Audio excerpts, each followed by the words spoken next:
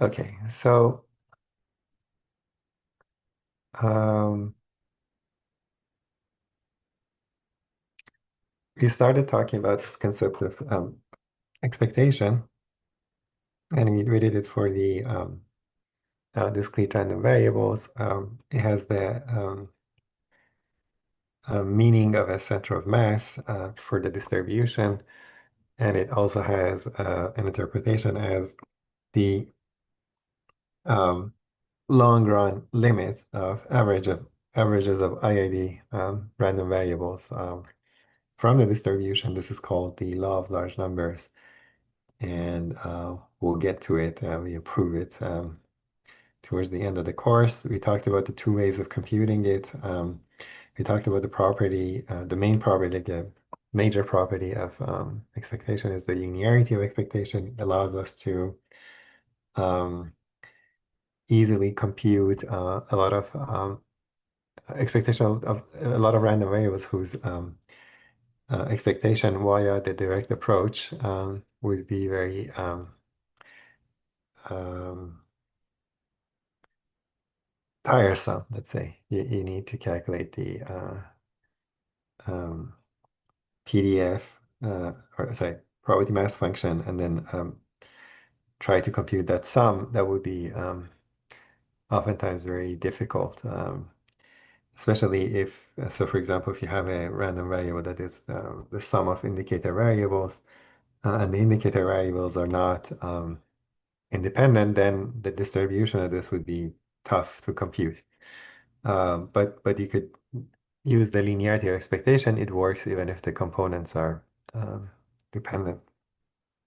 And so especially things that you can write as sum of a bunch of other random variables, their expectations are kind of easier, especially if these are the individual components are indicators, because the expectation of indicator is just the probability of the underlying event. And so we did a couple of examples. For example, the expectation of a binomial is like that. The expectation of the number of pairs of people having the same birthday in the birthday problem has the same features. The expected number of people that get the same um, exam, I don't know if you have it here or not. If you randomly assign, yeah, so this was like a matching. So randomly shuffle the exams when you assign them to people, the expected number of people to they get the exam is easy to compute this way. And we talked about that the individual kind of events are not independent in this case. Um,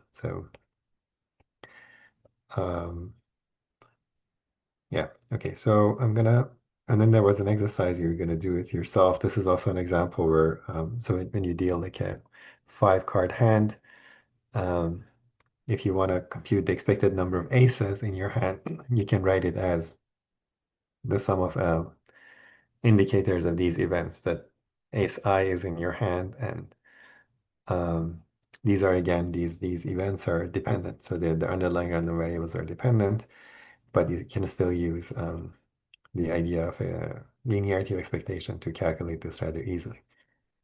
Okay, any questions from the last lecture? That was a very quick recap. Um, questions? So there's this result that I wanted to talk about last time, which I think we didn't get to. So if you have a random variable, you'll have like your sample space. The random variable is a function that maps the elements here to reals. And if you have another function that maps reals to reals, let's say G, then composition of these two, so G of X is really a random variable. Okay, so another random variable because it maps from the original space to the omega. So really what this is saying to each element omega of the sample space we assign this quantity. Okay, so omega maps to um, gx omega. Okay, so if I want to compute the expectation of this, that like directly from the outcome approach, it would be sigma omega gx omega p omega. So this wouldn't be difficult. Okay. So the outcome approach that we discussed is rather easy. However, if I want to do by the value or basically on the distribution on this side under the reals. So if I do, for example, so that's the expectation of g of x. I have to do basically g times like the probability, or let's say okay, something like z times the probability of, so if we call this random variable z, the z would be g of x, then it would be like the values that z take times the probability that z takes the value z. So this is really the PMF. So if I want to calculate like this, I have to calculate the probability mass function of this. And this is doable. Um, but this result, your book calls it the law of unconscious statistician, is um, is saying that I can use the PMF of the original x rather than counting how many like in this sum with computed by like unique values that z takes times the probability. Okay, this is saying we don't have to sum over z's, we just can sum over the x's. So the values that x take. So I'm gonna have the weights that are px of x, and here would be like g of x. Okay, rather than having to go through this. So this is harder to calculate. Okay, this potentially is easier because I already know, let's say, the PMF of x. So this is like, um, this guy is really PZ of z. Okay, so this requires me to calculate the PMF of z. And the reason why this works is exactly why the reason this worked.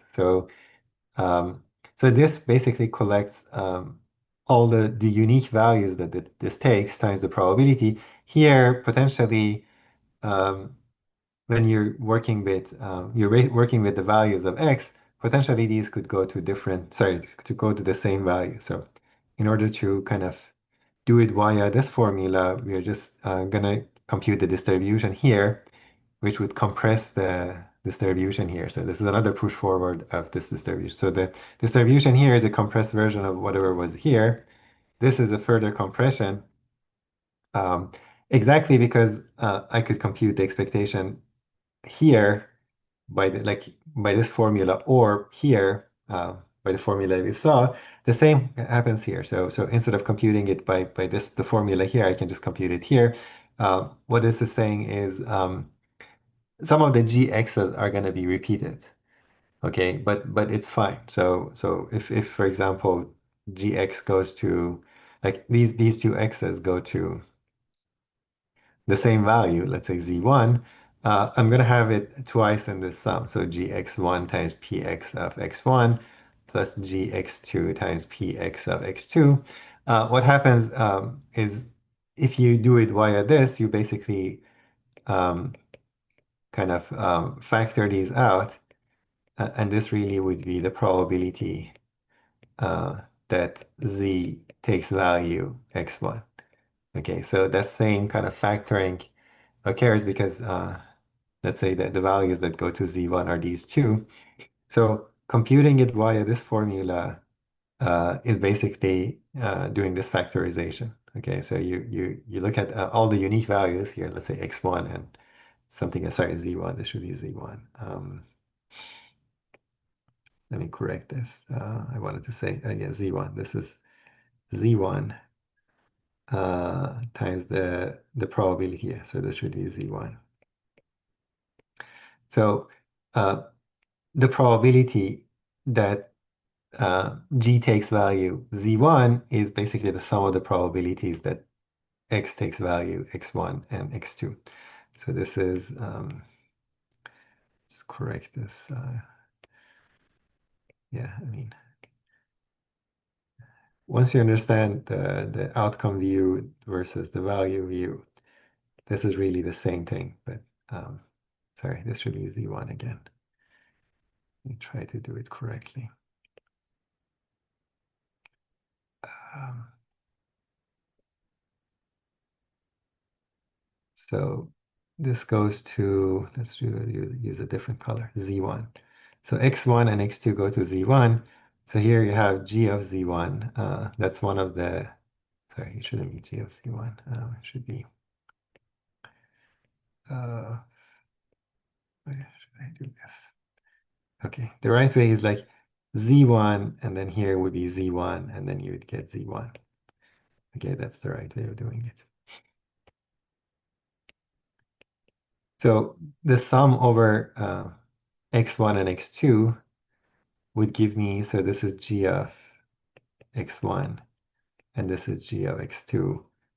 So they're the same thing. Or maybe let me do it the other way. Okay, so this was correct. So g of x1 plus g of x2. So this would be z1. This also would be z1. So I get z1. Okay, that's the right way, hopefully. So this is saying this is really the probability that this is z1. Okay, and then if you do it for all possible values of x, you'd see that basically some values would collapse, and because g of x would be the same for them, and you'd get this formula. Okay, so that's kind of the rough proof. Does it make sense to people? It's not something um, deep. It's just the same idea that rather than compressing to the unique values times the probabilities, we just work with the original x, um, and then multiply each value, the g of x, with the probability that x takes the values. Okay, so this gives you the it's equivalent to writing it like this: z times p, z of this little z. These are little z's. Uh, Sounds good.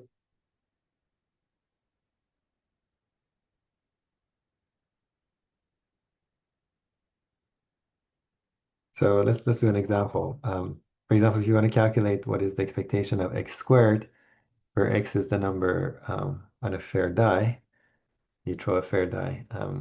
So you could do like the probability. This would be summation x squared probability that x takes the value x, and these are going to be 1 over 6, and x would be like from 1 to 6. So what you would get is 1 over 6 summation x from 1 to 6, which is this. Okay. And hopefully you do the calculation, you get that. Okay. Um, it's important to note that this is not equal to the expectation of x squared.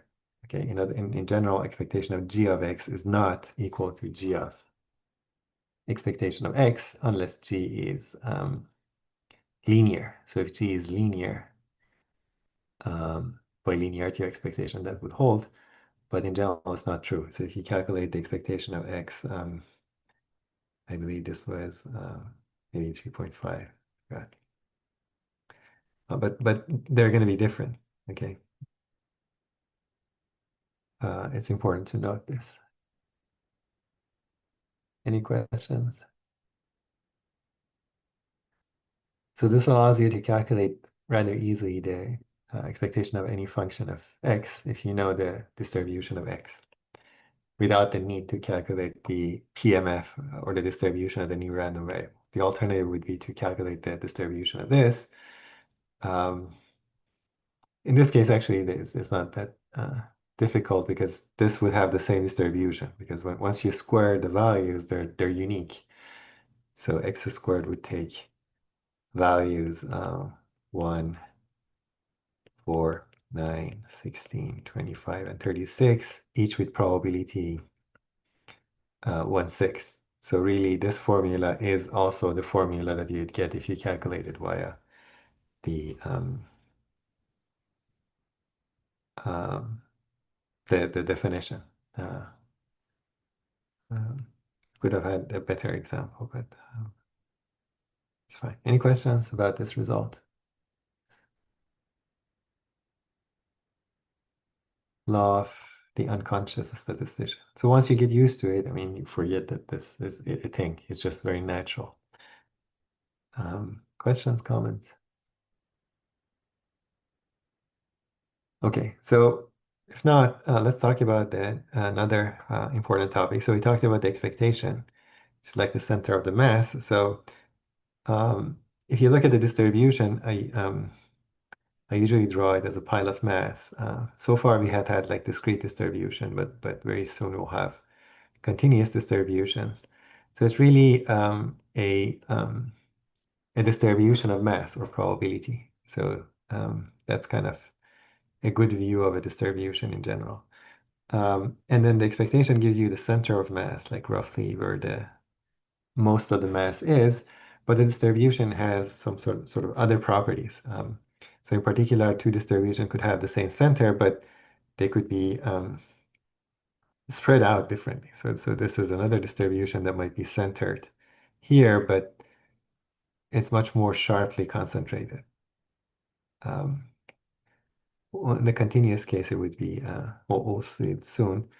These plots make more sense. So we'll talk about that. But you can think of it as like discrete if you want. This is like the PMF as a function of x. So this is like px of x as a function of x if you think of it discretely. Okay, so these two distributions may have the same center of mass, but they're different. So the expectation alone is not enough to specify a full distribution. So two random variables can have the same, like many random variables can have the same expectation.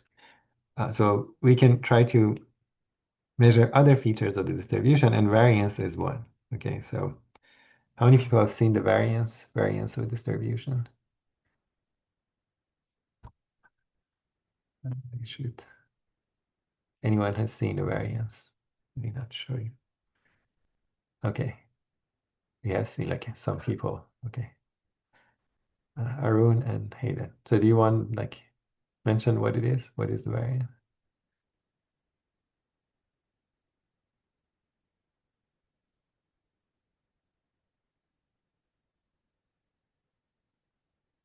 How do you define the variance?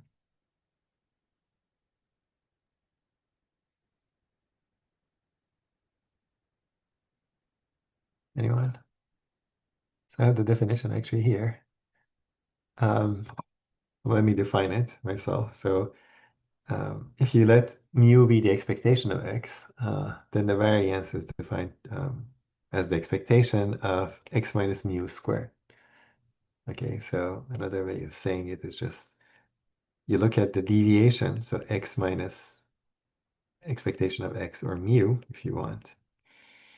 So this tells you like how far away from the mean you are, and then you square it, and then you take the expectation. Okay, so this measures on average, this is some sort of, again, like the expectation is like some sort of an averaging with respect to the mass of the distribution. So this is saying on average, how far x is from its mean, squared, let's say. Okay. Um, if you want to write it, this will be like integral. Oh, fact, we don't have the integral yet. So it would be summation. So if you use this formula that we just had, right? So you get summation x minus mu squared p x x. You use the law of the unconscious statistician, right? So this is the random variable. This is a function. Let me do it mu. Mu is a constant. So um,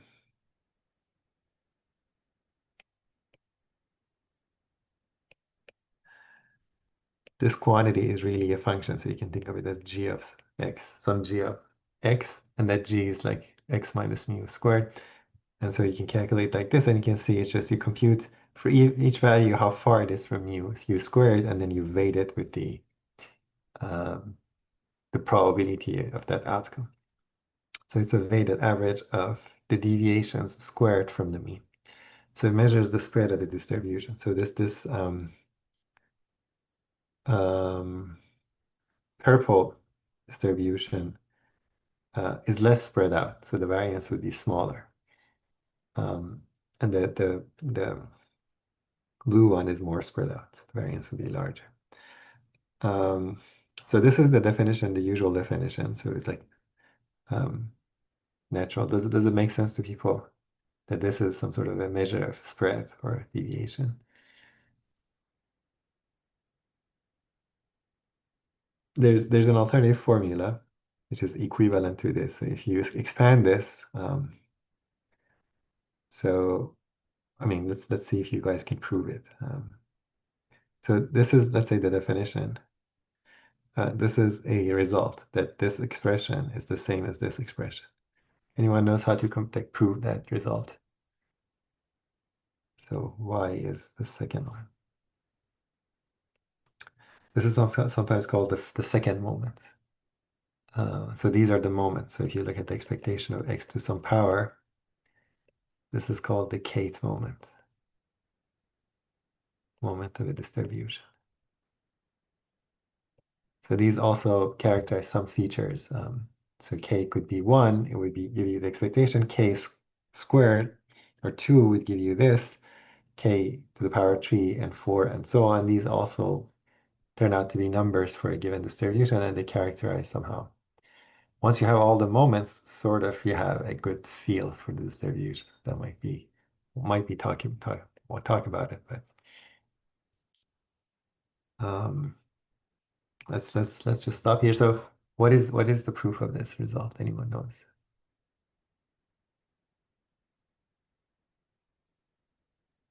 Proof that expectation of x minus mu squared is equal to the expectation of x squared. This is mu, so minus mu squared. So how do you prove this? Anyone?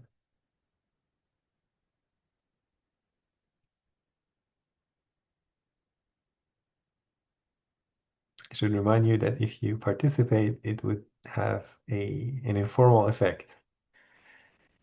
So the more you participate, the better, because I'll remember your name.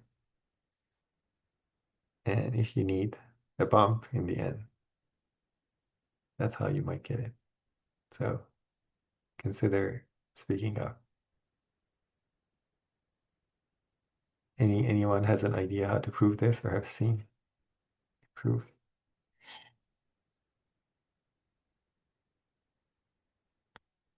Expand expression and then use, okay, yes, that's how you do it.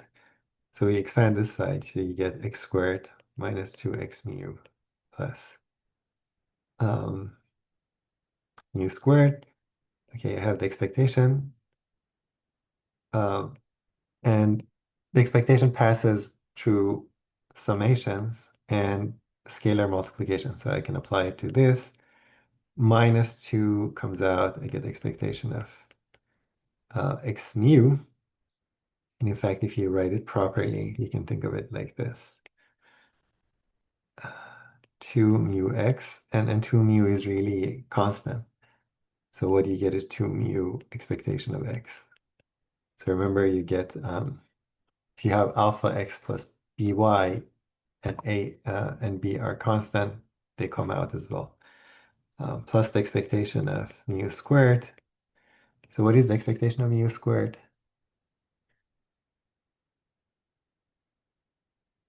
Mu squared is really a constant. Constants are also random variables, but it would be mu squared. Why? If you think of a constant random variable, basically maps the entire omega to a number. That's a mu squared. This is still a random variable, but it takes one value. So it takes one value. The probability of taking that value is p omega. So this, like the expectation would be this times p omega, which is 1. So a constant random variable always has the expectation equal itself. Okay, so this is going to be mu squared. This is mu.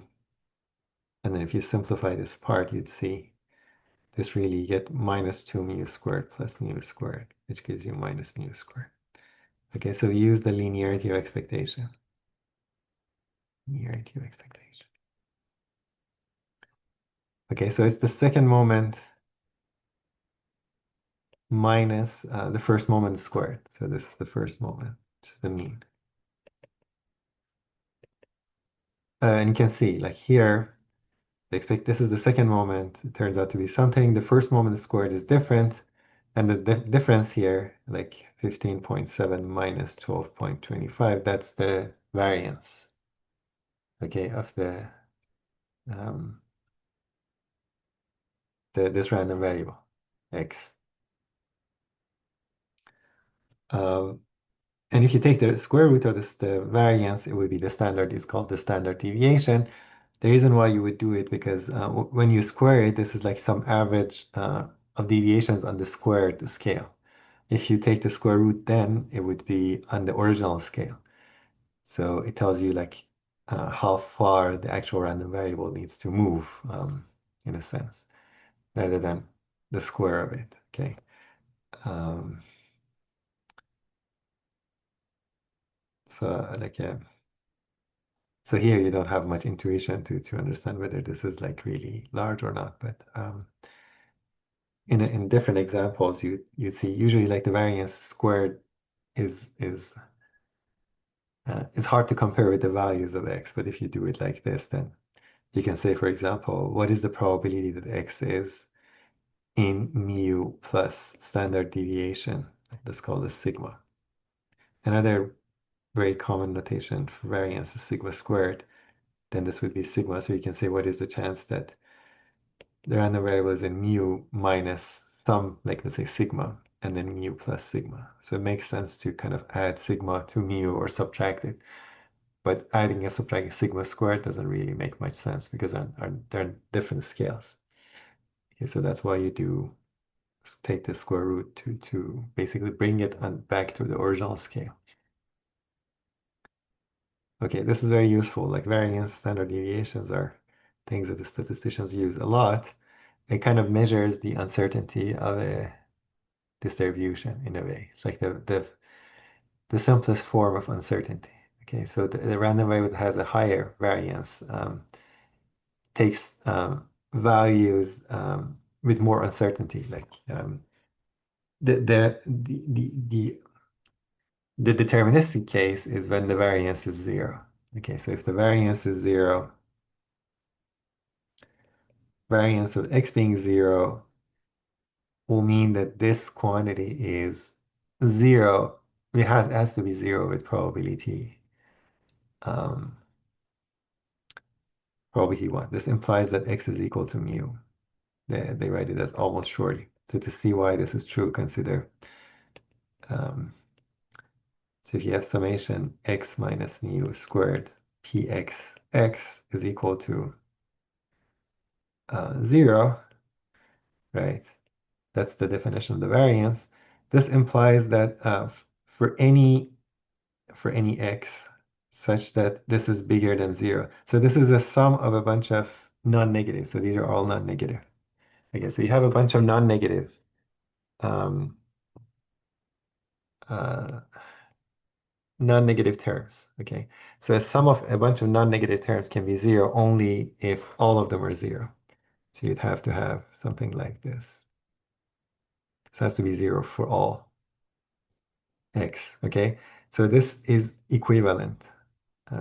So if all the terms are 0, then the sum is 0. And if the sum is 0, then all the terms have to be 0 because they're non-negative. There's no cancellation possible. And okay, so this then implies that x mu squared is 0 if pxx is bigger than 0 for all x. For all x, this holds. So if px is bigger than 0, um, then this is 0. But this is equivalent to just x being equal to mu. Um, Okay, so this is saying for all values of x that are positive, x has to be mu. Okay, so what this means is um, the only value for which you can have mass is mu. So all the mass has to be on x, sorry, on mu.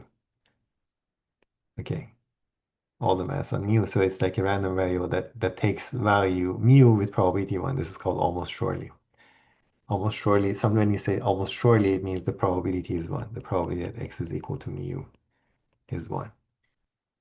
Okay, so that was a very quick proof that if the variance is 0, the random variable is constant. So you can see like it measures uncertainty. If it's 0, the random variable with probability 1 is equal to its mean. Um, Otherwise, if it's non-zero, then there's some spread. So then the larger it is, the more spread out it is, the distribution. This makes sense to people?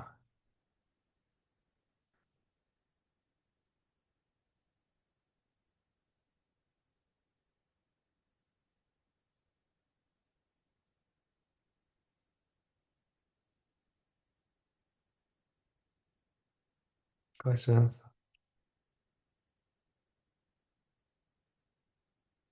So this is notation is almost surely. This is called almost surely. Shorthand for almost surely. And almost surely means with probability 1. Something happens almost surely, the probability that event is 1. Okay, okay, the other property of variance is what happens to like a linearity. Here, I mean, it's more complicated. So we don't have linearity. The simplest case that we can consider is an affine. This is called an affine transformation of x. So you multiply x by a scalar, and then you add a scalar. So ax plus b. The variance of this is a squared times the variance of x. I'm not going to prove it. You can prove it from the formula. Okay, just maybe use this formula. The constant shifts don't matter. So b you can drop. Doesn't affect the variance basically because we're centering. So this operation is called centering. Um, so you center the random variable. So you subtract the mean. Subtracting the mean is the effect is that whenever you shift the random variable, the shifts are dropped. And then if you apply a, you just square it. But this means that like if you do it with the standard deviation, it would be similar, but you would get just a times the standard deviation. The square is because you were squaring things. Okay, but this formula is very useful, and that tells you how the variance behaves under an affine transformation. This is called an affine transformation of x. Okay, so verify this as an exercise. Um, so let's do an example. Like if x is Bernoulli, p. How do we compute the variance? Anyone? What is a good way to compute the variance? Any idea?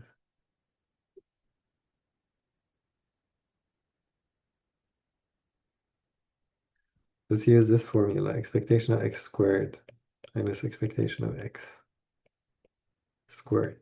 So what is the expectation of a Bernoulli variable? If anyone remembers.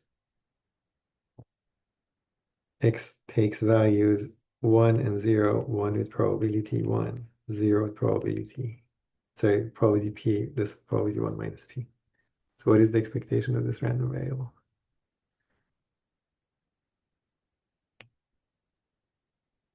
Anyone?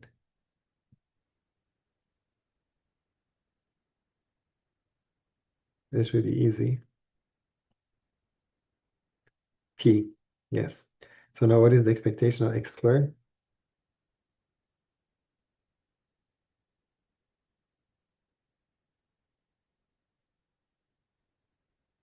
How do you calculate the expectation of x squared? Anyone? We can use the law of unconscious statistician.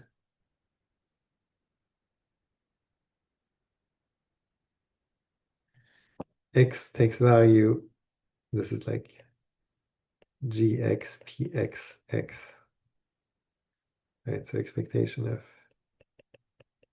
g of x, capital X is this little x.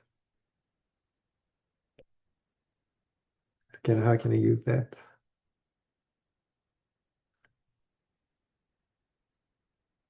X takes two values. the x value is 0 with probability 1 minus p plus value 1 with probability p. I square these. But if I square, basically x squared this is the same as expectation of x, right? Because x squared is the same as x, because just take 0, 1 value. So this is really going to be p plus minus p squared, which is p times 1 minus p. So the variance of Bernoulli is p times 1 minus p. It is maximized when you have a fair, basically, coin. This is like a coin flip. P at one half would be 1/4. P 0 or 1, this is a deterministic variable, which is not hard to see. Okay, and you can calculate the variance of a fair die as well. Questions?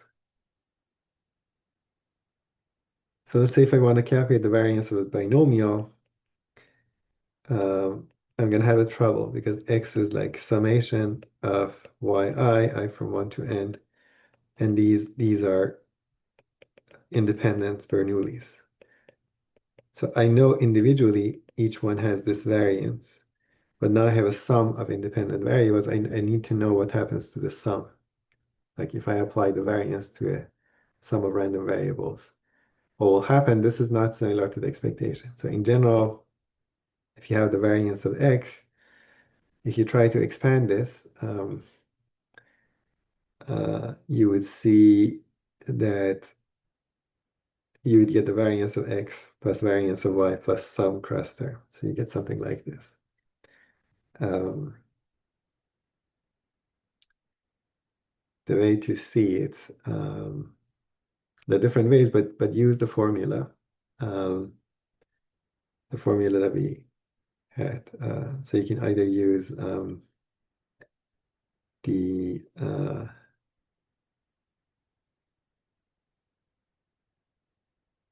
so let's say this is x, so the expectation of x, let's say is mu x, and then the expectation of y is mu y. So if I have this, the expectation of x plus y will be, what would it be? Anyone?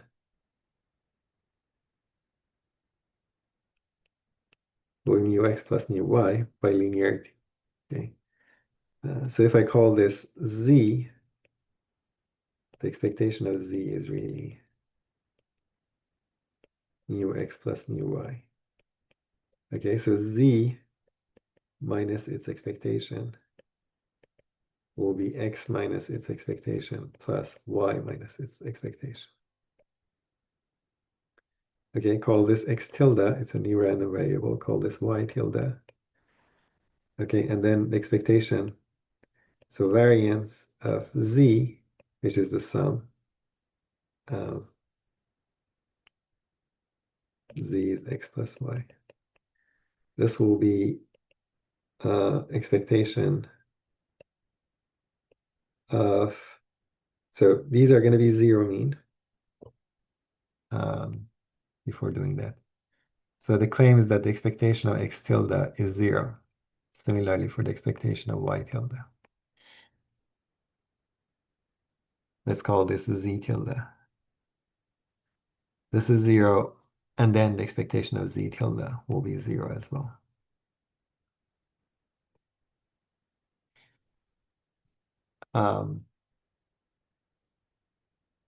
Why? Anyone?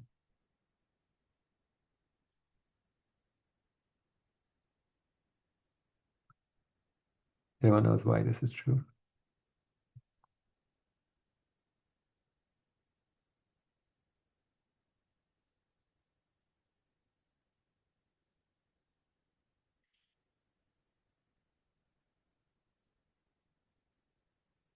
Why the expectation of x tilde is 0?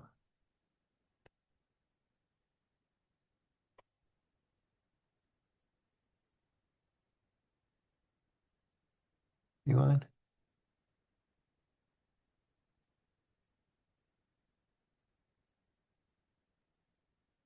By linearity, yes. So expectation of x tilde is expectation of x minus mu x. So you get expectation of x minus expectation of mu x. This is constant, so you get mu x. So you get expectation of x minus mu x. And so this is mu x, so this would be 0. So in other words, this is a centered variable. So centering, which is subtracting the mean, has the effect that the expectation of the result would be 0, which is not surprising. So once you subtract the mean, the expectation of the result would be 0. This is a consequence of linearity again. Same goes with this. Now this z tilde is the sum of two centered variables. The expectation of this would be the expectation of x tilde plus the expectation of y tilde, so this is also 0. So if I have a 0 mean random variable, the variance is just the second moment,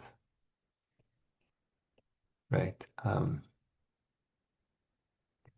mean, first you can see it from this by definition, it would be just the expectation that this squared would be the variance, but also the other formula also is the same because you have the expectation of z is squared, so this is 0. Either way, either formula give you that the variance would be expectation of z tilde, and now if I do z tilde is just expectation of x tilde plus y tilde, and you expand, you get expectation of x tilde squared plus expectation of y tilde squared plus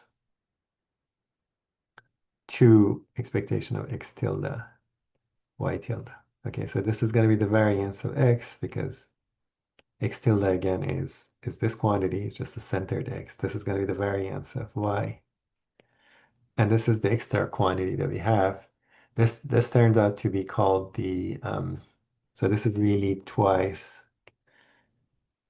expectation of x tilde is x minus expectation of x times y minus the expectation of y. So this is the formula that we got. If you expand it, you also get this like this other term. This is similar to the two formulas for this. So you have this version and this version. This is exactly the same, but the two terms are the centered version of x and the centered version of y. If you expand and then simplify using linearity, you get this alternative expression. So either of these expressions, they're called covariance. So we'll see this quantity here, or this quantity is called the covariance of x and y. This is the definition. So the top one is the definition. Um, and so you can see when you try to calculate the variance of the sum, you get the variance of one, the plus the variance of the other, plus some other term which is actually related to their covariation. That comes out because when you square, this is the term that in general, this doesn't go away. Okay, so the definition, so this term is called covariance. Covariance of x and y, and you write it as covariance of x, y.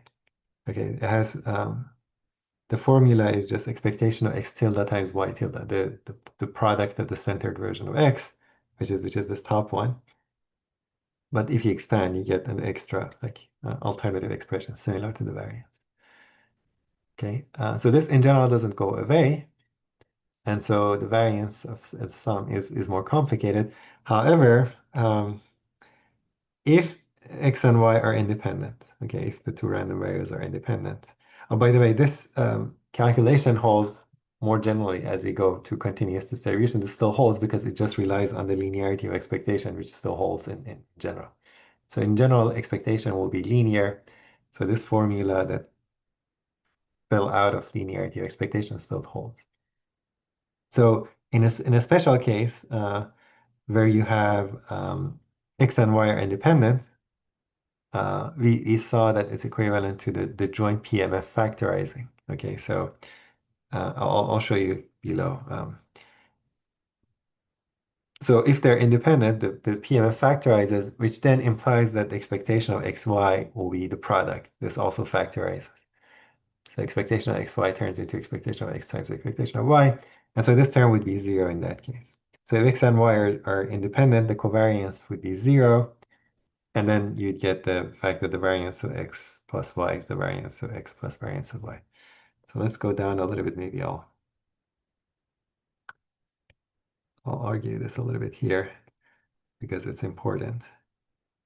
Sorry, let's grab this, cut, paste here.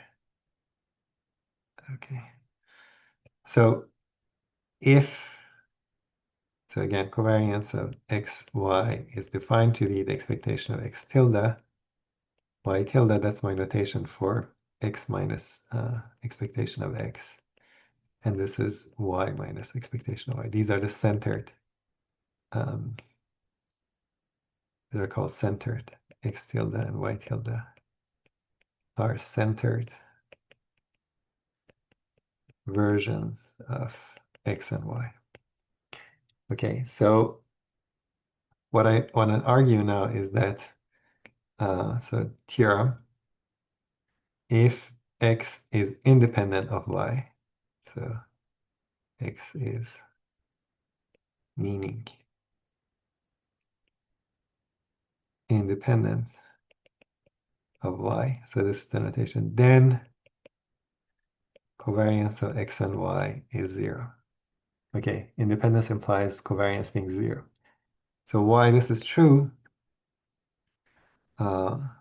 proof, by independence you have probability that x is equal to little x and y equal to little y is the product. Okay. This holds for any little x and any little y. From this, we actually can show that the expectation of any function g of x and h of y factorizes. The reason why this happens is we haven't seen the joint distribution, but this is really the joint distribution. We'll see it later. We'll talk about it later, but this tells you this is joint PMF. As a pair, you can think of it as a vector. So think of usually like when we talked about random variables, they were kind of a map to reals. Now imagine you have a pair of random variables, then it maps into R2. Okay, so if you think of a pair, it's really another function, but instead of mapping from omega to R, you're mapping to the plane. Okay, so you get different points here. This would be the value of x, this would be the value of y. Okay, so if you look at a pair of random variables, so then a natural thing is like you want the distribution of this would be, I should be able to tell you what is the probability that the pair lies in some subset. Now, subsets of R2 could be complicated. So this could be a B. I want to tell you what is the probability that this pair lies in B. And this is going to be the distribution. So if I manage to tell you that as B varies in R2, all the subsets of R2, if I can tell you that, um, then we're good. I mean, I have everything I need to know about the pair. So this is called a joint distribution. We'll see it. Um, it turns out that similar to the single case, it's enough to know if they're discrete, both x and y are discrete. I just need to know these probabilities. So this would be like the joint PMF, basically. It's very similar to knowing this is equivalent to knowing all the probability that x belongs to any subset of R. Knowing this allows me to calculate what the probability of um, basically like you would have these different like this discrete points in the plane, and each one has a probability mass, which I can't show, but if you want, it would be like um, I have to show like you'd have these points. This is R2, and then you have mass in each point, and then if I have a subset in the plane that I'm going to try to compute the probability, you just have to sum all the mass that lies on that subset. Okay, that's very similar to what we saw before, but the 2D version. So in any case, then you have the law of unconscious statistician for this is just like a function of both variables. If I want to calculate the expectation, I'm going to sum over all x and y, g little x times h little y times p of x equal to x, y equal to y. This is the law of the unconscious statistician, the unconscious lotus, if you want. And because this factorizes, um, you can easily see that the sum factorizes. So this would be the same if you write it down. This would be the sum times the sum hy times py. You have to prove this for yourself, but this is like a mathematical fact. Because these factorize and these factorize, the two sum basically factorize. It's just um, it's a fact of mathematics. So this would be, by the law of unconscious statisticians, this would be expectation of g of x. This would be the expectation of h of x, h of y. Okay, so this is a very general fact. So let me record it down here. So in trying to prove that, this is like a side. So if x is independent of y, what we proved is that expectation, if you take any function of x and you take any function of y, then this would be expectation of gx times the expectation of hy. So expectation factorizes. Okay. In particular, if g x is just identity function and hy is just y, then this is telling me expectation of x times y would be the expectation of x times um, this times the expectation of y. So the expectation factorizes. Okay, and so this is equivalent to saying covariance of xy is 0 because covariance is the difference of this and this. Okay, so in order to prove this, we proved actually a more general result, which is saying under independence, the expectation of things like this, a function of x times a function of y factorized. Okay, and this is using this law of unconscious statisticians, plus the fact that the PMF, the joint PMF factorizes under independence. Um, and okay, and then a special case of this is just that the covariance is 0. Okay, and so going back, because the covariance is 0, we get that if, so another theorem now is like, if x is independent of y, then variance of x plus y is variance of x plus variance of y. Okay? Another theorem, if x1, x2, up to xn are independent, which is like mutually independent, so this generalizes, then the variance of a sum of these would just be the sum of the variance.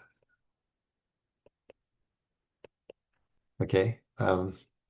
This, if you do like induction, in a sense, this would happen. In general, you can write the variance of the sum. It would be this plus a lot of pairwise covariance, plus twice times the covariance of all the pairs, which we may talk about later.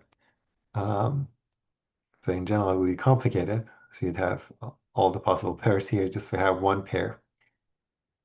So you get just the covariance of the pair, but then you'd have and choose two pairs. So all of them would contribute the covariance. But those all would be 0, and then this formula would hold. Okay, so this was a little bit fast, but any questions about the things that we discussed here? It's kind of important. So this little result here, just plus this fact, just packs a lot of information. So this result I proved this I proved in the discrete case because we used the PMF, but this also holds in general. It's a little bit harder to do it in general. Like in the continuous case, these would be integrals, but even more generally holds. So this always holds under independence. So this is a key fact, which is a consequence of a more general fact, which is that result. And as a result, the variance of the sum is the sum of the variance. Okay, questions? I'm gonna pause a little bit. Anything not clear?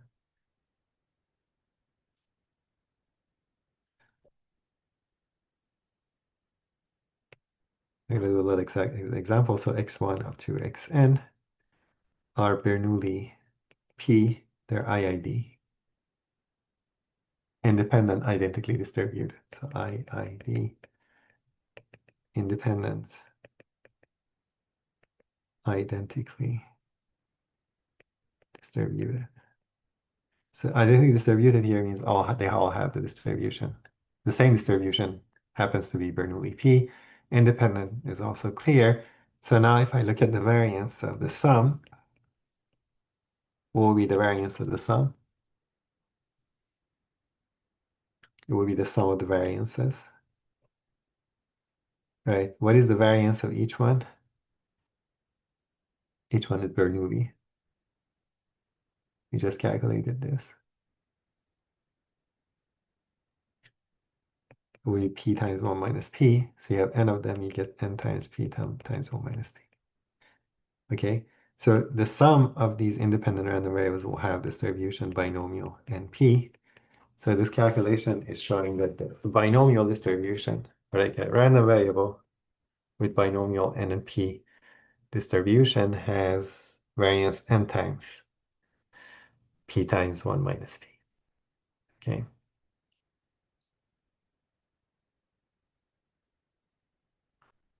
does that make sense?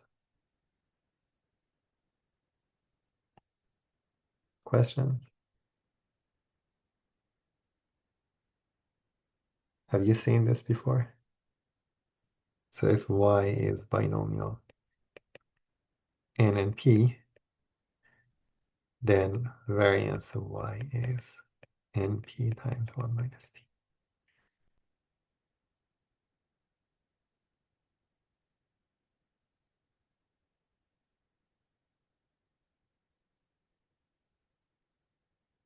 So here I'm going to tell you the most important fact that I'm going to talk about, which you can't talk about today. So it's like very simple. And this is going to repeat. So suppose I want to compute the variance of the average. So let's see if we can compute this. What is the variance of the average?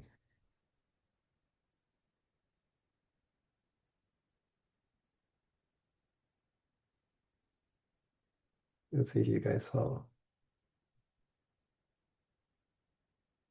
Anyone can tell me what the variance of the average would be?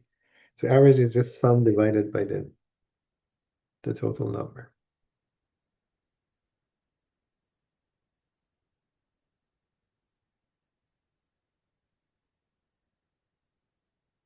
Anyone?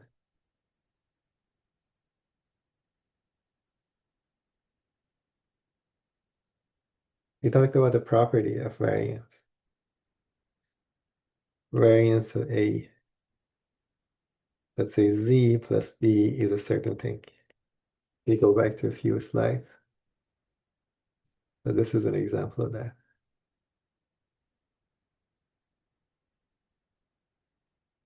Another way of writing this is really variance of x1.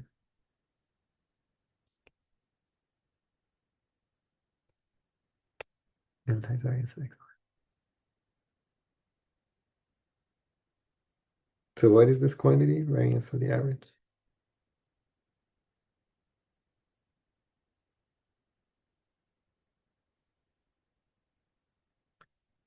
Yeah, so what happens is this is like 1 over n summation, 1 over n squared. Variance of summation I from 1 to n xi. Because this is like a squared variance of z. So if you multiply by a constant, it comes out a squared. Okay, and this is really, I'm going to write it as 1 over n squared summation I from 1 to n variance of xi, and these are all the same because identically distributed, so you get variance of x1. Okay, so what I'm going to get is 1 over n squared and then n times variance of x1. I mean, the Bernoulli case, this would be n minus, like this would be p minus, p times 1 minus p, but let's do it more generally. So what I'm going to get is that the variance of x1 divided by n. Okay? So this is the key fact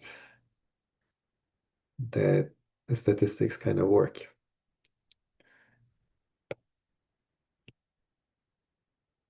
Okay.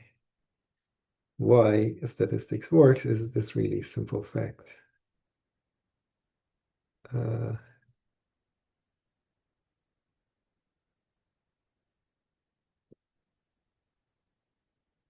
okay, so doing this calculation shows that the variance of 1 over n summation I from 1 to n xi is 1 over n times the variance of x1. Okay, and this is if x1 up to xn are IID from any distribution, so some distribution. So if they happen to be Bernoulli, then this would be p times 1 minus p, and so the variance of the average will be p times 1 minus p divided by n. But even if it's not, this fact holds. Okay, so this comes out as squared, and then the sum uh, of n identical terms would be n times xi. That's this part. So you have a sum of these are all identical, so the variances are the same. So you get n times the variance of one of them, and so n's cancel out. You get this. So notice what happens is as n goes to infinity, this quantity goes to where? What happens to this quantity?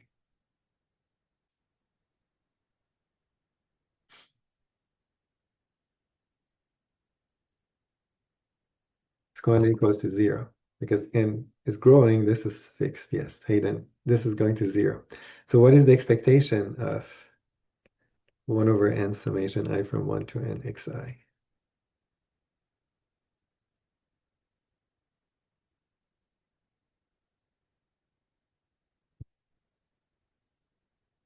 What is this?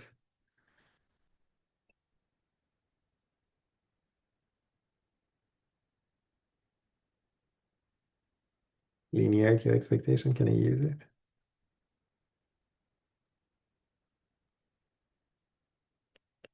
By linearity, what would happen?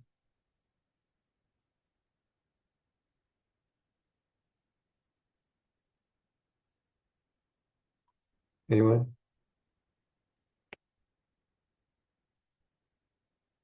Can I pull 1 over n out?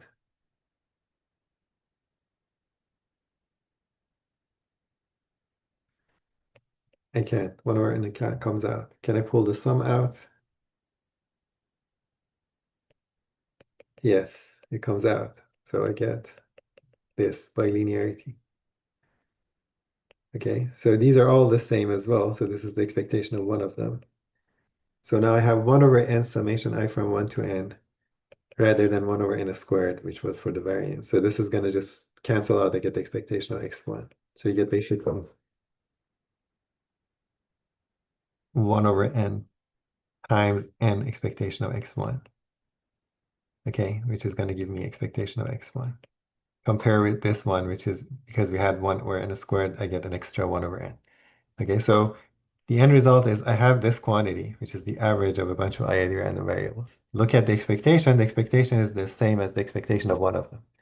So if you call this mu, they all have the same mu, and the variance, the expectation, the average has the same expectation. However, the variance is dropping. Okay, so based on a sample of size n, IID draws, I can form the average. It has the same mean. So if each one had this distribution, I mean, I'm going to put it like this. Um, the mean would have the same, the average will have the same center, but the variance would be smaller. Okay, and then if I increase n, the variance would become smaller and a smaller and a smaller. Okay, so it starts to peak around this. And so this is the law of large number. So you have a random, like you take the average of a bunch of ID random variables, they have the same expectation, but that their variance kind of drops. And then we have seen that when the variance is zero, that quantity is exactly equal to the mean. This is like the limit. So in the limit, basically, it just collapses to this value. So that's saying like informally 1 over n summation. We'll try to prove it a little bit more formally, but this is exactly just the meaning, like the exact. So this is going to converge in a particular sense to the expectation of x1. Because the variance is going to 0, it behaves like a constant variable. Okay, remember, the variance being 0, the variance of something being 0 means it's constant. So this is saying this is almost getting constant. So it becomes a constant with equal to its mean. Its mean is the same as the mean of the original distribution. Okay, so this is kind of essentially the proof of the law of large numbers. And it follows because the variance of the sum is the sum of the variances. Um, in other words, you can also see it here. So you sum n terms, the variance is of the order n, which means that the standard deviation is of the order root n. So standard deviation is root n. You can see it here. The standard deviation of this would be 1 over root n.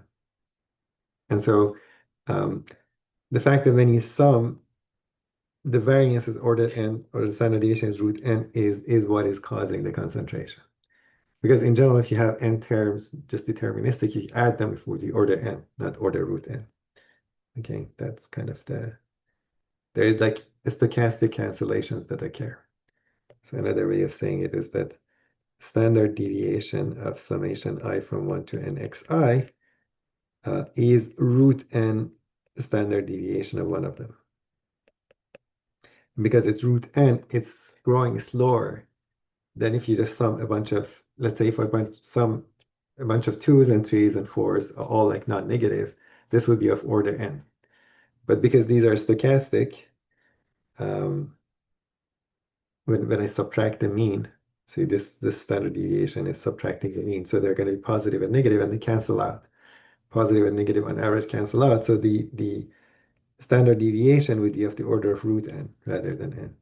And so this is what is causing this. So if you look at the standard deviation, this would be 1 over root n.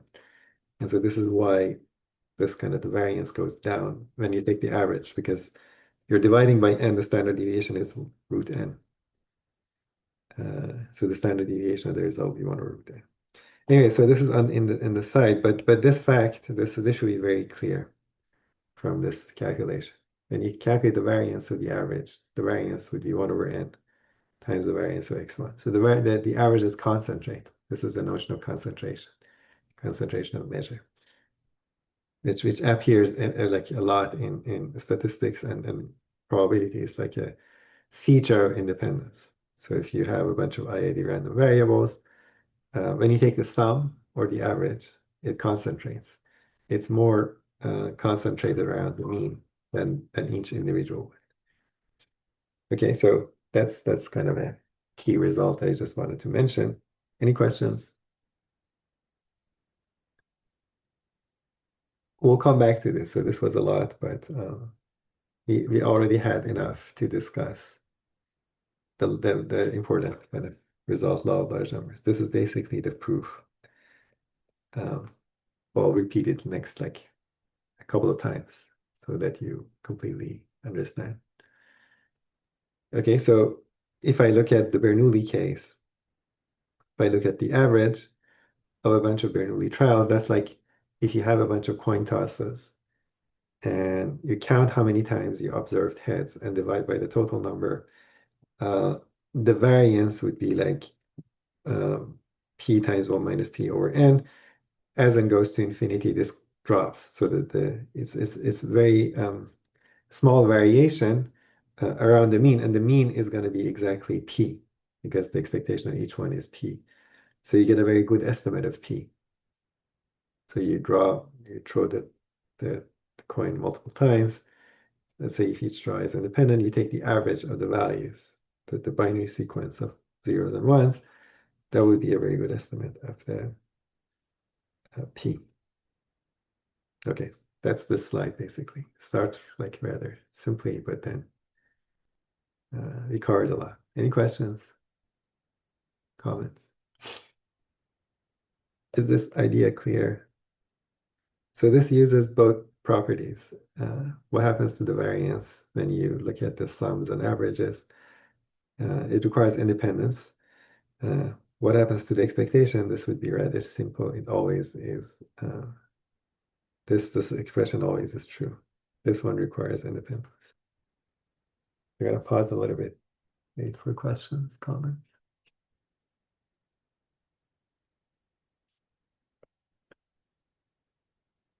And we covered this.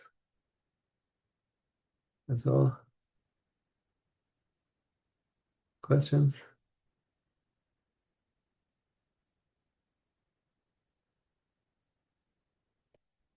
Okay, I'm gonna move on.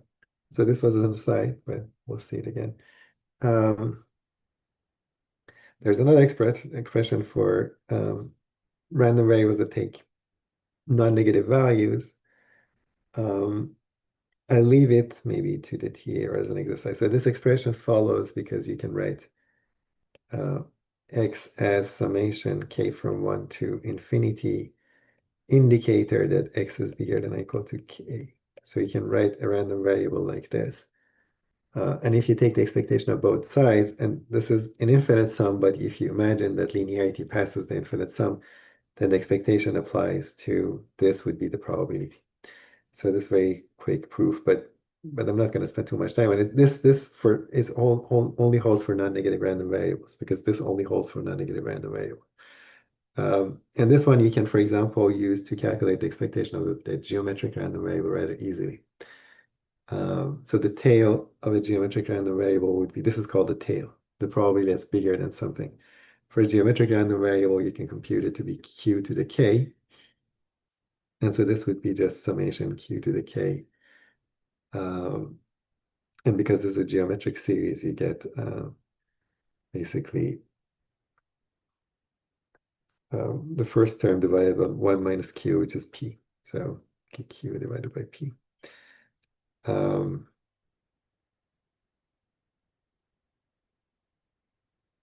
for the variance, it requires a little bit more work. I'm not going to do it, but this formula is useful. We didn't spend too much time, but holds for non-negative discrete variables.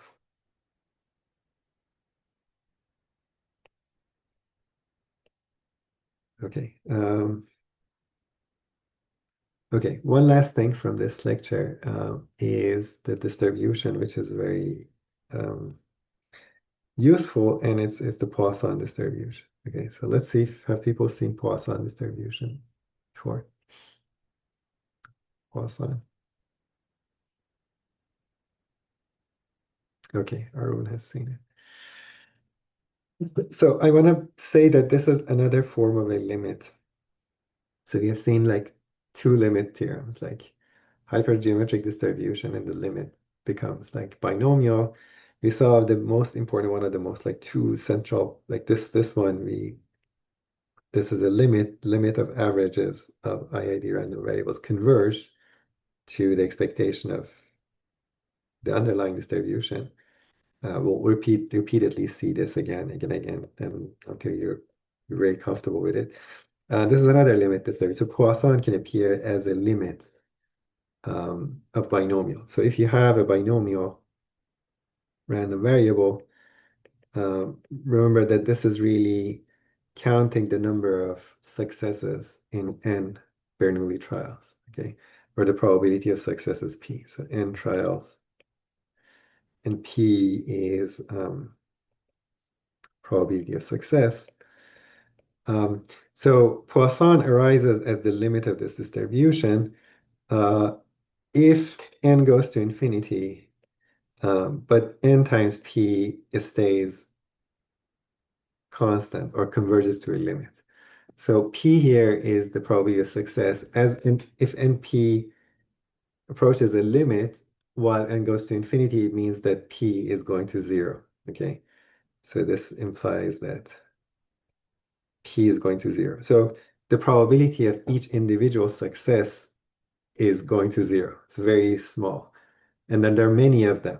But the average, remember, this is the expectation of a binomial, if you remember from last time. So the expected number of successes converges to a limit. So this is the case in which the Poisson arises. So if you have a Bernoulli trial, the number goes to infinity, but the expected number of successes converges to a number, then this distribution would converge to that Poisson, which has one parameter, which is this lambda. Okay, so the expected count is lambda, and then this random variable can take values 0, 1 to all the way to infinity, because you can see that n goes to infinity. The number of trials is kind of infinite in the limit. So any number of successes are possible. And then it will have a PMF, which has this form, e to the negative lambda, lambda to the k factorial. And you can verify that this really sums to 1 because the sum of these terms would be e to the lambda. This is like the Taylor expansion of e to the lambda. So when you sum them, the sum of this part would be e to the lambda, and it cancels this one. Okay, so let's see why this kind of the PMF kind of arises. This is good to understand because this looks like something that someone wrote down, and it's not clear like why this is an interesting distribution, but binomial is very clear. Like it's like natural. So if you have like trial like a it started from Bernoulli, which is the most basic distribution. It's like 0 or 1. Binomial is sum of independent Bernoullis, which is again natural. Now as n goes to infinity and the probability goes to 0, this happens like in a lot of like rare event cases. So suppose you're counting the number of typos on a page. Typos are very rare. Like the number of like calls you receive in a minute, most of the time you don't receive any call, like very rare events. Mutations on like a genome. This is basically the law of rare events, if you want. Law of rare events. And so let's drive it. So we have it here. Okay, so you have it like here. So if you want to look at the like a Bernoulli, sorry, binomial, we're going to have n rather than converging. I'm going to assume that p is lambda over n. It's easier rather than trying to. Um, the other case also holds as like you can approach it, but this is in this case for simplicity, assume that np is really equal to lambda. Okay. Um, the same goes if you converge to lambda. So I'm going to look at the binomial with n and lambda n as parameters, fix any k, and then I'm going to compute the probability that xn is equal to k. Okay, so this probability is going to be n choose k. This is binomial still. P to the k, n minus like 1 minus p to the k, right? And so I'm going to write it as n factorial, n minus k factorial.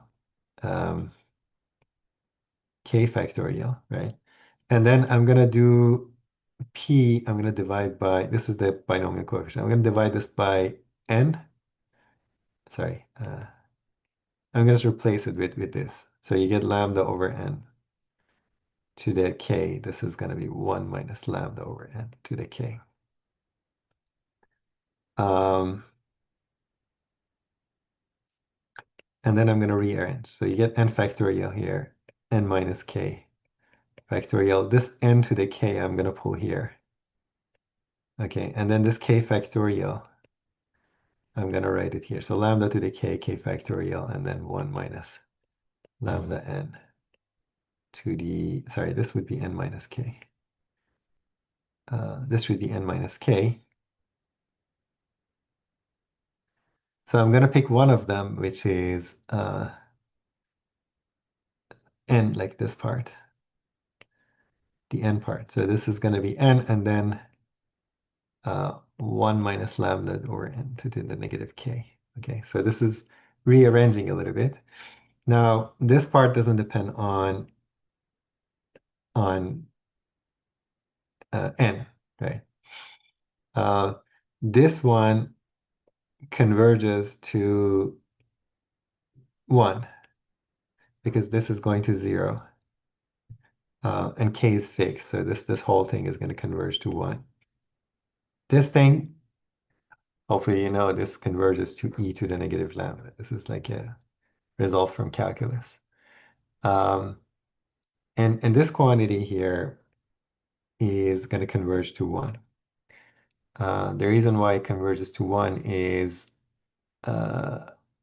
basically it would be like this would cancel with this. You get n times n minus 1 up to n minus uh, k uh, plus 1, or just basically k minus 1 if you want. Let me write it like this, n k minus 1. And then this one I can just write as n times n all the way times n. Each one gets one n. So each one of them, we can think of it as a ratio of n. Basically, it's just something like this. Product I from 1 to n minus I from 0 to actually k minus 1. Um, n minus I divided by n. So it looks like this. And each one of them is converging to 1, and there are a finite number of them. So the product converges to 1. So basically, this part goes to 1. This part goes to 1. This goes to e to the negative lambda, and this one goes, like, it stays the same. So you can see um, just mapping, this one just maps to this part. This other part, kind of this maps to the e. The rest converges to 1. Okay, so you can see it's really the PMF for any fixed k converges. Okay, and there are, like, in more senses, so if you go to more advanced probability, so this convergence can be a little bit more converge a little bit more strongly than pointwise. But this is showing pointwise convergence of the pointwise convergence of the PMF to the desired PMF. Okay, so you can see that the Poisson appears as a limit of the rare event situation of the binomial. Okay, sounds good. And it's not like a unreasonable. This was the mean of the binomial. It turns out the Poisson will have the exact same mean. This is not a proof because you need to calculate the PMF. Like, you can try to calculate the actual. So you have to, if you want to prove it, it's not prove it, but if you really want to calculate the expectation, you would need this summation k and then e to the negative lambda k factorial. This is not an easy sum. But it turns out to be lambda. There are different ways of doing it. But like the heuristic argument is we already know that the binomial has this mean, and it's not an accurate argument because this could converge, but the expectation potentially could diverge. Expectation is like a sum over infinitely many values. This is like pointwise. So if you want to be mathematically precise, this is not gonna hold. This fact does not imply that the expectation of, so this does not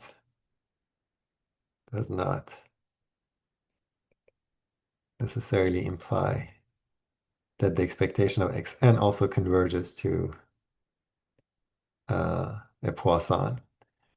Does not imply, but um, does not imply. But it turns out to be true. Okay, in this case, it turns out to be true because it converges much more strongly than pointwise.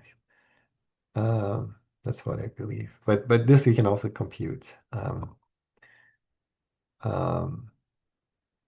using like tricks. So you can, for example, differentiate. You differentiate both sides of this. Differentiate both sides of this identity. You'd see that this side you get one more lambda out. Sorry, we get one more k. So you get k times lambda k minus 1. This side remains the same. Then uh, kind of you try um, to manipulate. So you multiply both sides by lambda, right? And then you can evaluate it at lambda equals 0, something like that. Just do the trick for yourself. Try to prove this. It's like a tricky. It's not really probability at this point if you had how to compute this. But it turns out the expectation is that, and the variance happens to be also lambda for Poisson. This is also tough because you need to compute the second moment. The second moment turns out to be also lambda. We'll do it once we talk about moment generating function. There's an easy way to compute it using moment generating functions, which is really this idea. So later we'll see, hopefully, once we get to moment generating functions, how to calculate them. But any questions about this limit behavior?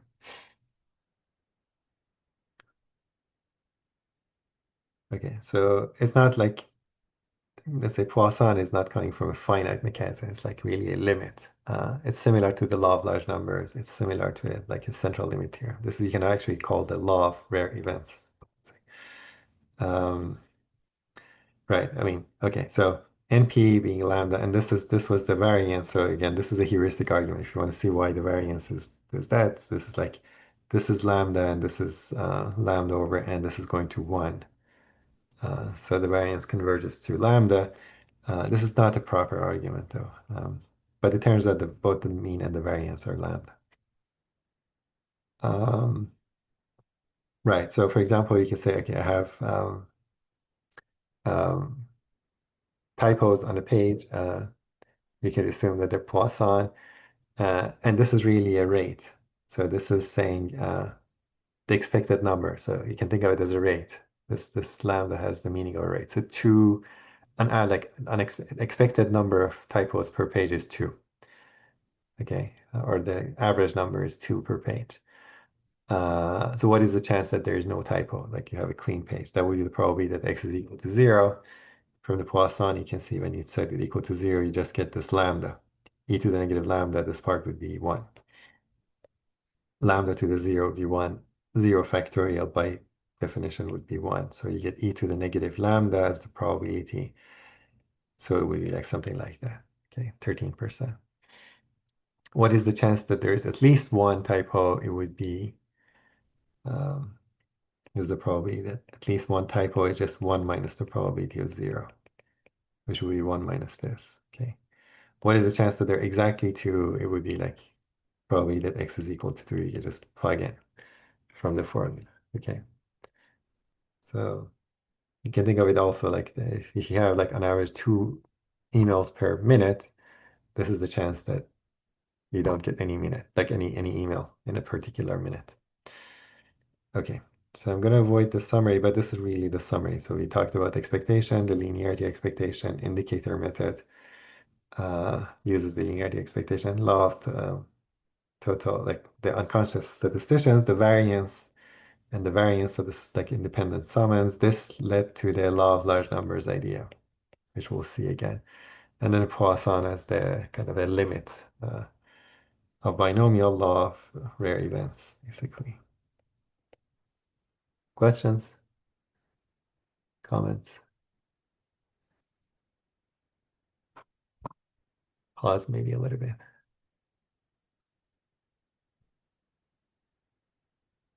So you saw that the machinery, this machinery of linearity expectation plus properties of variance is very useful. You can do a lot. You can prove, kind of essentially prove the law of large numbers almost by just the properties of the expectation and the variance on their independence. So I would try to go back if you had questions, just review this part that we discussed. This is important. So these kind of slides, and we'll come back to it. Okay. This is a key result in like all statistics relies on this very simple fact that if you take the average, the variance drops like 1 over n. The expectation remains the same. So you have a better estimate. So this is a better estimate of the expectation than each individual variable. Uh, that's how estimators work. So you kind of average noise out. Okay, questions, comments?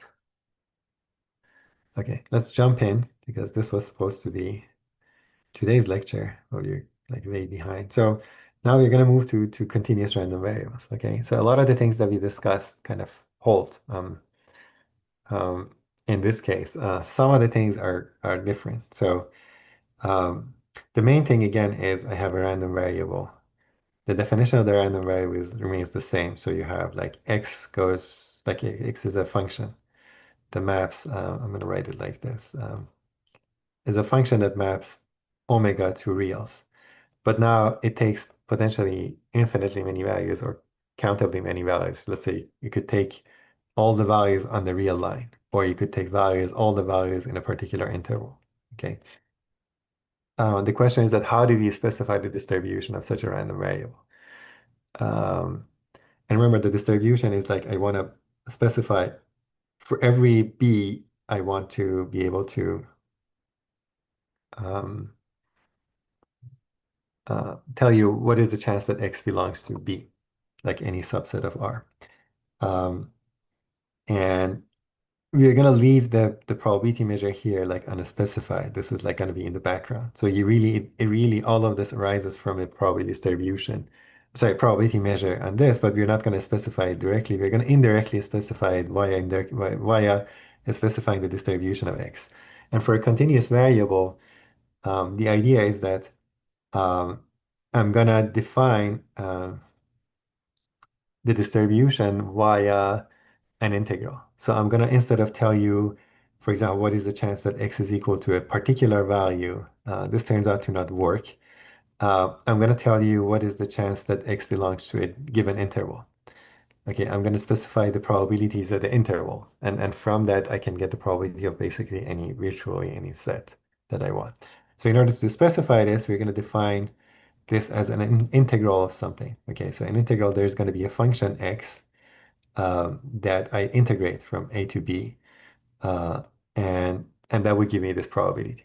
So this is similar to the case where we had like the discrete. This is the discrete case. You had the probability that this belongs to, uh, uh, let's say takes value in like a plus one up to b. These are, let's say, discrete values. You get like little x from a to b, and then x, sorry, not x, the probability that x is equal to x. So you'd had the probability mass function. So you add, like summed the values of this PMF. In the continuous case, we don't have finitely many values, so this would be replaced with an integral. Okay, so you're going to define kind of almost like a definition. So I'm going to assume that there is a function such that like lives on the reals, such that when I integrate between a and b, it gives me the probability that I'm lying in a and b. Okay, so an example, for example, here would be, let's say these things are called the density, okay, or probability density function, PDF, rather than this was a PMF, probability mass function, because it puts mass like discretely. This is really distributes the mass, so it's like a density.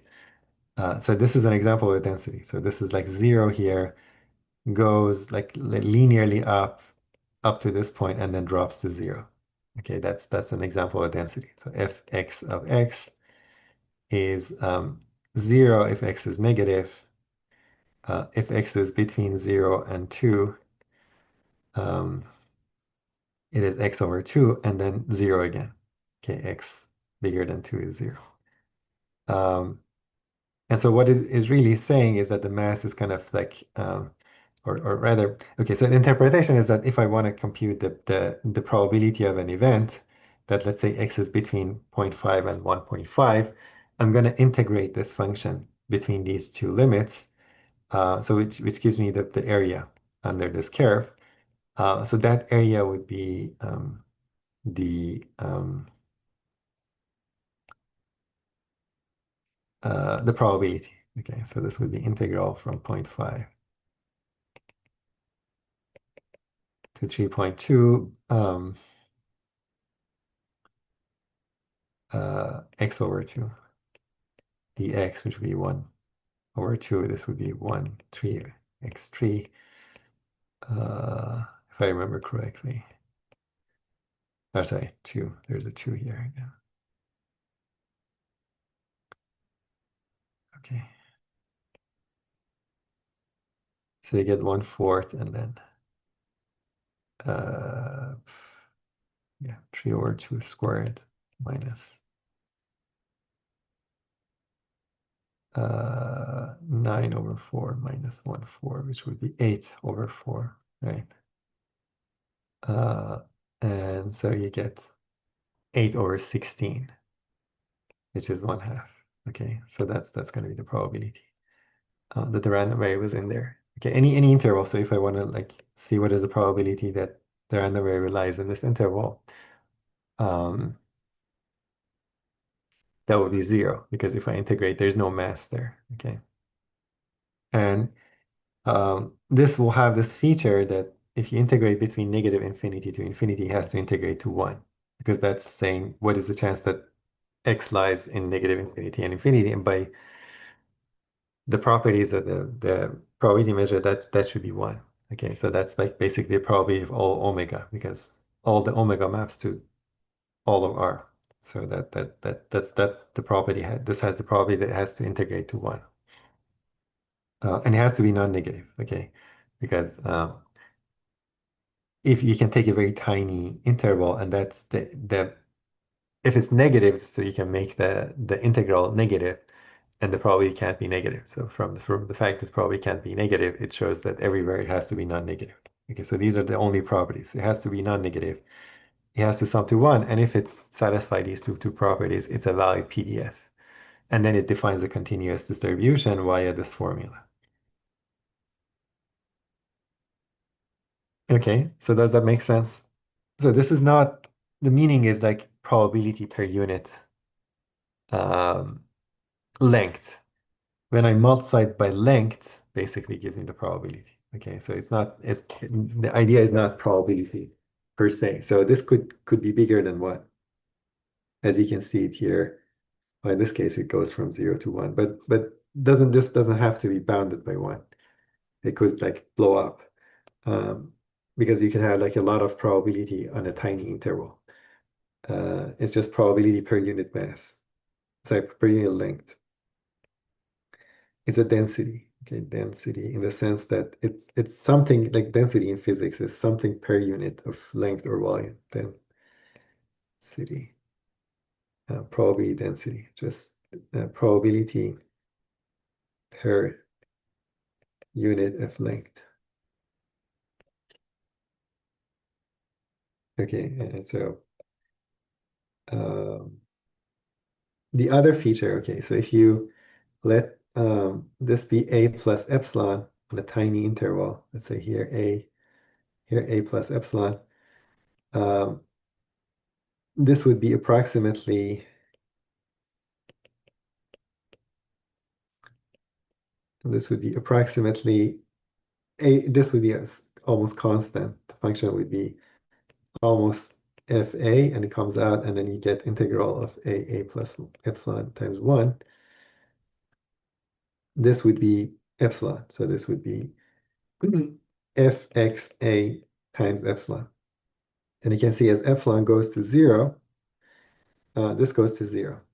Okay, and so the probability that x belongs to an interval a and a plus epsilon goes to 0 as epsilon goes to 0. This tells you that the probability that x takes any particular value, like a, is really 0, because this is going to be inside. So this event is inside all these events. And in other words, if you want to be really precise, to prove it, you could say that the probability that x is equal to a is less than or equal to the probability that x is in a and a plus epsilon. Because this event is included in this event, and we saw that if you have inclusion of event, it implies the inequality of probabilities.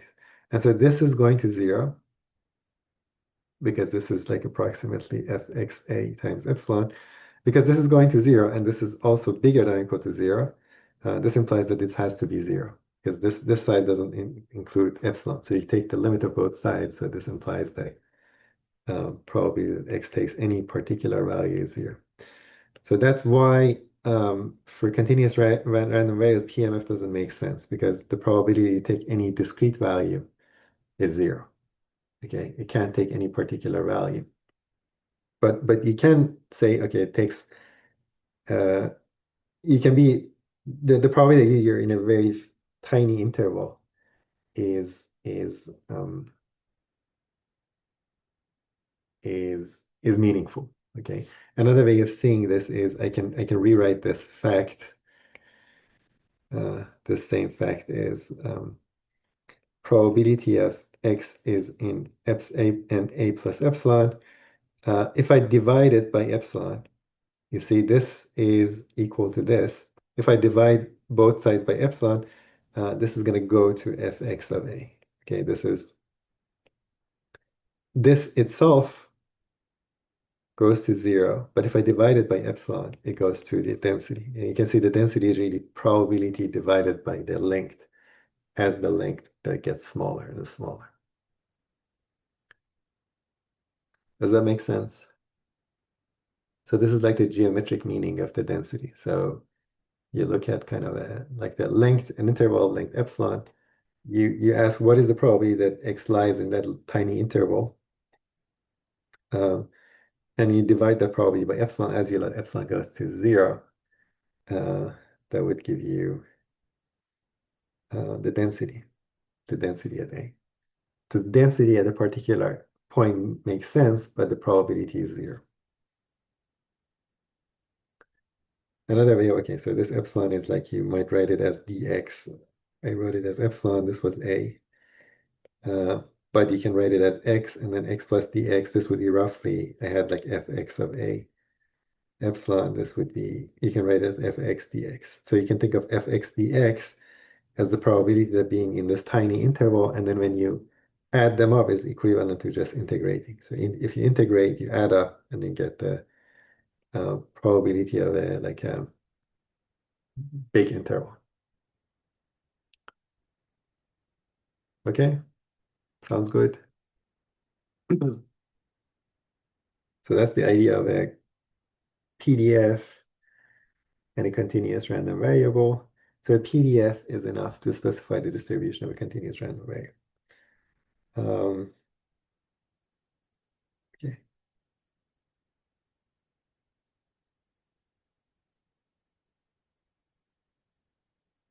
Roxana is asking about the midterm. I'm going to post something on campus about how the midterm would look like. Yeah, that would be easier. Just be on the lookout for the post on campus. Um, okay, so we still have some time. So you can extend the CDF. So CDF would be, if you remember the CDF, the meaning is the probability that x is less than or equal to x as x varies. So this makes sense. So PMF does not make sense for continuous random variable, but this makes sense, and it turns out to be just by the definition it would be x. Sorry. Uh, if I want to, for a continuous random variable, if I want to calculate what is the chance that x is less than or equal to x, this is really the probability. Uh, yes, homework TV will be posted today. So this would be from minus infinity to x, f capital X of x dx. And so because this is like an infinite interval, this is going to not be 0 in general. And so the CDF makes sense. So f of x, yeah, so or you can do it with t here. This is the dummy variable. So let's do it with t because I have an x there. Because we have an x here, it's better to use a different uh, variable for the integral. So you get f of x is integral minus infinity to x um, f of x t dt. Um, and so this fundamental theorem of calculus tells you that if a function is like this, the derivative, if you take the derivative of this function, it would be just you evaluate the integrand. So the derivative would be the density.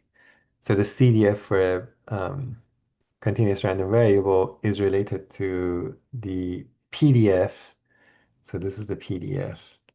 This is the CDF. So if you take the derivative of CDF, you get the PDF. Okay. The difference between the discrete case is that in the discrete case, the CDF kind of jumps from um, either it stays fixed or jumps, and the jumps tell you exactly the point masses that we have. For a CDF, basically for a continuous variable, just smoothly vary from like it goes from negative like 0 in the limit at the negative infinity to 1 at infinity, but it goes smoothly. So that's kind of a, and the derivative, the slope of it would give you the PDF. Okay, where the mass is concentrated, you'd have more slope. Where the mass is like less concentrated, um, the slope just drops slowly. And usually like if you go to infinity, the mass cannot like concentrate at infinity. So the slope drops and the fish just starts to uh, flatten. Uh, okay, one more minute. So let's do, for example, for this guy, uh, right? So you had the PDF is like this, uh, goes like x to like this. So if you look at the f of x, you have to integrate from minus infinity to 0, sorry, to x, t squared over 2 dt. The reason why it's like, sorry, the reason why it's like there's a 2 here is because at infinity has to sum to 1. So um, this would be like 1 uh, t squared over 2 negative infinity. Oh, actually, it can't be negative infinity. Okay, so you have to be careful. This is like, just bear with me just 1 minute. So this, I'm going to write it as t over 2 times the indicator that t is in 0 to 2. Okay, this is really the density. And so it has to be like 0 here, and this is going to be, let's say if x is less than 2, this is going to be x. Otherwise, the density goes to 0. Otherwise, you have to worry a little bit. So this would be t over 2 dt. It would be 1 over 4t squared from 0 to x. So you get x squared to 4. This is only up to 2. And you can see at 2 it would just be 1. So the CDF would be um, kind of like this. Goes to, it's also 1. Goes like this. And then like that. Okay, so it goes to 0 and then like that. But the PDF basically climbs and then drops to 0. And you can see the derivative of this is 0 here. And the derivative of this is that. And then here is again 0. And so, for example, if you ask what is the probability that x is less than or equal to 1, that would be just this value. The value of 1 would be 1/4. And the derivative of this, you can also check. The derivative of this is going to be like x over 2. Okay. Um, that's the basic idea. So we didn't get far. But then you can also extend the idea of expectation. Expectation would be another integral. So rather than the summation, this is like equivalent to weighted average of the values. Here would be the weights would be, these are going to be the probabilities. This is this takes like the role of x being equal to x. But here is like the probability that x is in a tiny interval. And then you can also extend the variance. Once you have the expectation, the variance also follows. The law of unconscious statisticians follow, linearity follow. Everything we talked about the expectation, except for the formula, will hold. So the formula would change, but the linearity, the definition of the variance, uh, the additivity over independence, everything else would carry over exactly as before. Okay, I'm going to stop here. Any other questions besides the midterm and homework? Homework I'm going to post today by tonight, and I'm going to be due next Wednesday. For the midterm, I'm going to post on campus where about the parameters. Okay, and then you can ask questions there if need be. Okay, questions? Okay, seems like people are leaving. So thank you guys. See you on Monday, and good luck in the midterm. We'll talk about that campus fair. Thank you.